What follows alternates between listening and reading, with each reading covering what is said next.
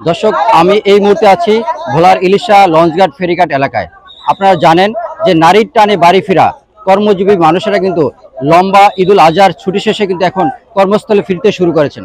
দর্শক, আপনারা জানেন যে আজ শুক্রবার, এই লম্বা ছুটি শেষে কিন্তু আজ শুক্রবার তারা কর্মজীবী মানুষগুলা কিন্তু কর্মস্থলে ফিরতে শুরু করেছেন। আমরা ভোর থেকেই লক্ষ্য করতে পেরেছি এখানে পর্যাপ্ত পরিমাণ যাত্রীর চাপ রয়েছেন। দর্শক, একটা ব্যাপার আপনাদের জানিয়ে রাখি যে দ্বীপ জেলা ভোলার একমাত্র মাধ্যম নৌ যোগাযোগের মাধ্যমে কিন্তু এই জেলার মানুষগুলা কিন্তু শহরমুখী শহর জেলায় কিন্তু তারা আসা যাওয়া করতে হয়। দর্শক, আমরা সকাল থেকে যেটুকু লক্ষ্য করতে পেরেছি এখানে যাত্রীর যে পরিমাণ চাপ রয়েছে সেই পরিমাণ কিন্তু লঞ্চ না থাকার কারণে কিন্তু এখানে তারা ভোগান্তির শিকার হচ্ছে বলে আমরা জানতে পেরেছি এবং তারা আমাদেরকে জানিয়েছেন।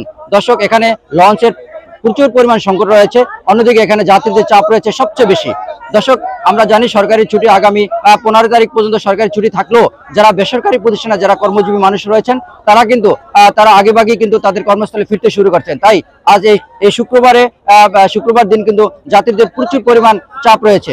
দর্শক, এই ইলিশা লঞ্চ ঘাটে কিন্তু যে পরিমাণ যাত্রী চাপ রয়েছে সেই পরিমাণ কিন্তু লঞ্চ না থাকার কারণে অপেক্ষমান হাজার হাজার যাত্রীরা কিন্তু এখানে তারা অপেক্ষা করতেছেন কখন লঞ্চ আসবেন এবং তারা কখন লঞ্চে উঠবেন এবং কখন তারা তাদের নদীর ওপারে তারা পুজবেন। তবে যাত্রী অনেক বেশি কিন্তু লঞ্চের পরিমাণ খুব কম, কখন লঞ্চ আসে তার কোনো সম্ভাবনা নাই। আর যে অবস্থা রোদ, এখানে দাঁড়ায় থাকা সম্ভব না, প্রচুর গ্যাদারিং, তার ভিতরে জানি না কিভাবে যাব। ওই পরিমাণ হিসেবে আমাদের এখানে লঞ্চ নাই, কোনো যাতায়াত ব্যবস্থার কোনো ব্যবস্থা নাই। হচ্ছে যে আমরা এখানে অনেক দুর্ভোগ ভোগ করতেছি।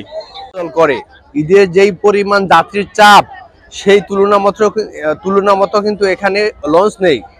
এই জন্য যাত্রীর চাপের কারণে এখানে অনিরাপদ যে নৌযানগুলো রয়েছে, ছোট ছোট নৌযানগুলো, কাঠের বটি, স্টিল বটি, দ্রুতগামী স্পিড বোটগুলো রয়েছে, এগুলো কিন্তু জীবনে ঝুঁকি নিয়ে চলতে।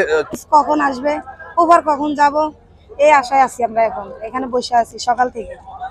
দর্শক, এখানে যাত্রীরা আমাদের যেমনটা জানিয়েছেন যে এখানে লঞ্চের সংকট থাকার কারণে তারা দাঁড়িয়ে আছেন। এখানে ছোট ছোট বাচ্চা এবং ছেলে মেয়ে পরিবার পরিজন নিয়ে কিন্তু তারা অপেক্ষা করতেছেন তারা কর্মস্থলে ফিরবেন এবং তাদের গন্তব্যস্থলে যাওয়ার জন্য কিন্তু তারা এখানে অধীর অপেক্ষা আছেন, শুধু একমাত্র লঞ্চের দিকে তাকিয়ে আছেন কখন লঞ্চ ঘাটে ফিরবেন। দর্শক, এখানে যে পরিমাণ লঞ্চ থাকার কথা ছিল সেই পরিমাণ লঞ্চ কর্তৃপক্ষ না থাকার কারণে কিন্তু এখানে যাত্রীরা বিকল্পভাবে জীবনের ঝুঁকি নিয়ে কিন্তু ট্রলার, স্পিরিট বোর্ডে কিন্তু তারা ওপারে যাচ্ছে বলে কিন্তু আমরা লক্ষ্য করতে পেরেছি। তো দর্শক, এই ছিল আমার কাছে ইলিশা লঞ্চঘাট ফেরিঘাট থেকে সর্বশেষ তথ্য। Mohammad Mohiuddin, Asian television.